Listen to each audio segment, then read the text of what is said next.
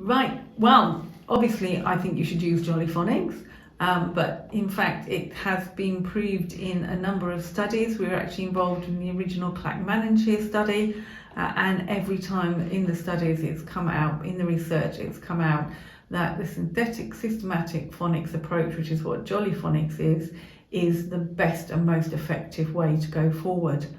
The scheme was developed within schools with Sue and myself, ordinary classroom teachers, and we literally, you just go one step at a time, you take the children with you, and because they feel success, then that sort of builds on each other.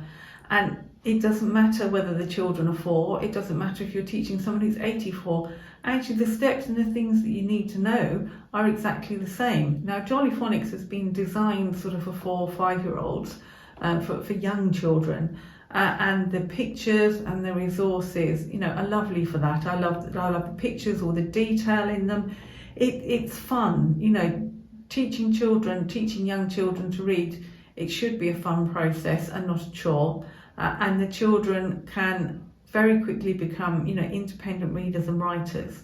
Not only can they cope with books and the whole world of literature is then open to them, but they can become, very quickly independent writers, not at the beginning absolutely accurate in their spelling, but accurate enough that you can read it, so they can then write anything they want to. You don't have 32 pages of I went to the zoo, I went to the park, I went to the wherever it was.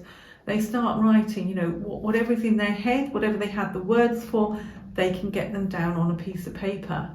Vocabulary comes through reading. And both reading and writing is only enjoyable if it's easy. And what Jolly Phonics does is simplifies the process and takes the children through a step at a time, so that process is easy and enjoyable for them. We can identify children with problems very early. We always say that we can identify them within a fortnight of them being in the school, and then we get intervention in as quickly as we possibly can to make their life as easy as possible.